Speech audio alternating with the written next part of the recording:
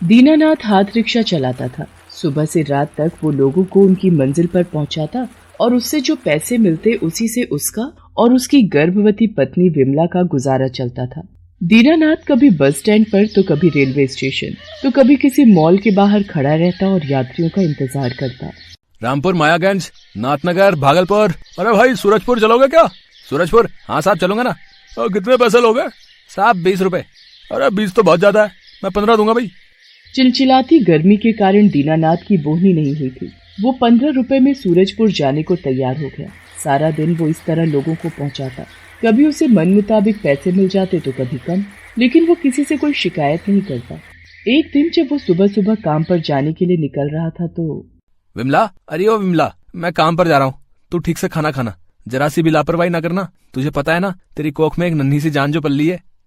जी हाँ, बिल्कुल पता है। वैसे भी जब आप जैसा ध्यान रखने वाले पति हो तो लापरवाही कैसे हो सकती है? विमला की बात पर दीनानाथ मुस्कुराकर उसकी ओर देखने लगा। फिर वो काम पर चला गया। उस दिन भी भयंकर गर्मी थी। पारा 44 डिग्री के पार पहुंच गया था। संयोग से उस दिन भी गर्मी के कारण उसकी बोहनी नहीं हुई थी और दोपहर के बाद जब उसके रिक्शे पर एक पैसेंजर बैठा तो वो बहुत खुश हुआ, क्योंकि उसे पता था कि उस समय उसे पैसों की कितनी जरूरत है। भगवान का लाख लाख शुक्रिया, एक पैसेंजर तो मिला। दीनानाथ उस पैसेंजर को उसकी मंजिल पर पहुंचाने के लिए चल पड़ा, लेकिन आधी दूरी पर जाने के बाद उसे चक्कर आने लगा और वो सड़क पर गिर पड़ा। उसे रास्ते में लकवे का अटैक आ गया। उसके हाथ पैर ने काम करना बंद कर दिया और उसका मुंह भी टेढ़ा हो गया। किसी तरह उसके कुछ दोस्तों ने उसे अस्पताल पहुंचाया। विमला भी भागी भागी अस्पताल पहुंची। देखना विमल, क्या हो गया? मेरे हाथ पैर काम नहीं कर रहे यार भाई, मैं तुमसे ठीक से बात भी नहीं कर पा रहा हूँ। अब बता कैसे चलेगा हमारा जीवन, क्या होगा हमारे आने वाले बच्चे का भाई? विमला क्या जवाब देती अपने पति के सवालों का। कुछ दिनों बाद वो अस्पताल से घर आ गया, लेकिन वो सवाल अब भी सवाल ही बना हुआ था कि अब घर कैसे चलेगा। 2 दिनों से उसके घर में अन्न का एक दाना भी नहीं था। वो बेचारा इतना असहाय था कि बिस्तर पर पड़े पड़े रोता रहता। अरे आप रोते क्यों हैं? दुख दिया है भगवान ने तो वो इससे निकालेगा भी। आप चिंता न करें, मैं चलाऊंगी रिक्शा, मैं करूंगी काम, फिर से सारी चीजें ठीक हो जाएंगी। तू, अरे ऐसी हालत में तू कैसे काम करेगी? हे भगवान, ये किस संकट में आपने हमें डाल दिया। आप चिंता नहीं करें, संकट है तो संकट टलेगा भी। मैं करूंगी काम। आज तक आपने किया है ना, आपने रखा है ना मेरा ध्यान, अब मेरी बारी है। गर्भवती विमला रिक्शा चलाने लगी। शरीर को जला देने वाली भीषण गर्मी में वो रिक्शा चलाती और लोगों को एक जगह से दूसरी जगह पर पहुंचाती। हालांकि कुछ लोग उसके रिक्शे में बैठने से कतराते और कुछ आसानी से बैठ जाते। अरे तू चला लेगी ना रिक्शा है? हाँ साहब, क्यों नहीं चलाऊंगी, ये मेरा काम है, यही रोटी है मेरी।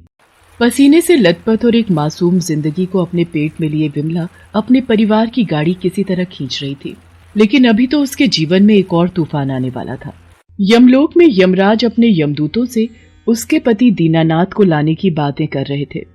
यमदूतों, बहुत दिन हो गए मैं पृथ्वीलोक नहीं गया हूँ, इसलिए इस बार इस व्यक्ति को लाने मैं स्वयं जाऊंगा और पृथ्वीलोक का थोड़ा भ्रमण भी कर लूंगा।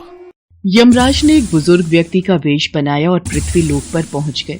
पृथ्वीलोक धीरे धीरे कितना बदल गया है, कितने वाहन हो गए हैं सड़क पर, क्यों न मैं भी कोई वाहन ले लूं और थोड़ा भ्रमण कर लूं। तभी यमराज की नजर विमला पर गई, जो रिक्शे के पास खड़ी होकर यात्रियों को बुला रही थी। रामपुर, मायागंज, नाथनगर, भागलपुर। देखो, हम इस शहर में नए हैं तो हमें यहाँ के इलाके का पता नहीं है। क्या तुम मुझे इस शहर का भ्रमण करवा दोगी? जी बाबा, आइए बैठिए मेरे रिक्शे में। उस भीषण गर्मी में विमला यमराज को अपने रिक्शे में बिठाए शहर घुमाती रही। फिर अचानक यमराज को ध्यान आया कि शहर घूमने में बहुत सारा समय बीत गया है। अब उन्हें दीनानाथ के घर उसके प्राण हरने के लिए जाना होगा। इस बच्ची ने हमें बहुत देर घुमाया, इसी से मैं उस दीनानाथ के मोहल्ले का पता पूछ लेता हूँ। यमराज ने विमला से दीनानाथ के मोहल्ले का पता पूछा। अरे मैं उसी मोहल्ले में रहती हूँ, चलिए ना आपको छोड़ देती हूँ। नहीं, अब हम स्वयं चले जाएंगे। यमराज विमला के रिक्शे से उतर गए और जाने लगे तो विमला ने उनसे पैसे मांगे। पैसे? वो क्या होते हैं? मेरे पास तो पैसे नहीं हैं। क्या रिक्शे में सवारी करने के पैसे लगते हैं? लेकिन मेरे पास सचमुच कुछ भी नहीं है। ये बात सुनकर विमला थोड़ा चौंक गई। वो तो इसी आस में उस बूढ़े व्यक्ति को घुमा रही थी कि उसे कुछ पैसे मिलेंगे, लेकिन उसके पास तो पैसे थे ही नहीं। कोई बात नहीं बाबा, पैसे नहीं है तो क्या कर सकते हैं। आप कहिए तो मैं पते तक आपको छोड़ दूं जहां आपको जाना है। अरे नहीं नहीं, मैंने कहा ना, मैं स्वयं चला जाऊंगा। तुम्हारा बहुत बहुत धन्यवाद। यमराज पैदल ही दीनानाथ के मोहल्ले की ओर निकल पड़े। वो चलते रहे, लेकिन उन्हें दीनानाथ का घर नहीं दिखा। गर्मी के कारण उन्हें प्यास भी बहुत लग रही थी। उनका गला सूखा जा रहा था। ओह, कितनी प्यास लग रही है, मेरा गला सूखा जा रहा है। तभी उनकी नजर एक पानी की बोतल बेचने वाली पर गई। उनका मन पानी पीने का कर रहा था, लेकिन उनके पास तो पानी खरीदने के लिए पैसे ही नहीं थे। तभी उन्हें विमला फिर से दिखाई दी, जो उसी तरफ रिक्शा लेकर आ रही थी। उस परेशान बूढ़े व्यक्ति को फिर से देखकर विमला उसके पास गई और कहा, क्या हुआ बाबा, क्या आप उस पते तक नहीं पहुंच पाए? चलिए ना, मैं आपको छोड़ देती हूँ। नहीं बेटी, मैं चला जाऊंगा, लेकिन मुझे जोरों की प्यास लगी है। क्या तुम मुझे पानी पिला दोगी? क्योंकि मेरे पास तो पैसे नहीं हैं। अरे क्यों नहीं। विमला की कमाई उस दिन सिर्फ 12 रुपए ही हुई थी। उसने उन 12 रुपयों से पानी की बोतल खरीदकर यमराज के वेश में उस बूढ़े आदमी को दे दी। यमराज विमला के प्रेम और दया से भरे हृदय को देखकर बहुत खुश हुए और कहा, बेटी, तुम्हारा दिल दया से भरा हुआ है। मेरे पास रुपए तो नहीं है, लेकिन आशीर्वाद है। मैं तुम्हें सदा सुहागिन रहने का आशीर्वाद देता हूँ। उसके बाद यमराज दीनानाथ के घर उसके प्राण हरने के लिए पहुंच गए, और जैसे ही वो उसके प्राण हरने लगे तो विमला वहां आ गई।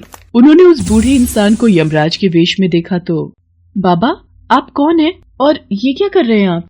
मैं यमराज हूँ बेटी, इसके प्राण हरने आया हूँ। ये आप क्या कह रहे हैं बाबा? अभी अभी आपने मुझे सदा सुहागन रहने का आशीर्वाद दिया और अभी मेरे पति को मार रहे हैं आप? ये तुम्हारे पति हैं? हाँ बाबा। यमराज ने अपनी आंखें बंद की तो उन्हें सारी सच्चाई का पता लग गया। यमराज धर्म संकट में फंस चुके थे। एक तरफ उन्हें दीनानाथ के प्राण हरने थे और एक तरफ उसकी पत्नी को उन्होंने सदा सुहागन रहने का वरदान दिया था। विमला की दया से भरे हृदय ने उनका मन भी तो मोह लिया था। बेटी, मेरा आशीर्वाद व्यर्थ नहीं जाएगा।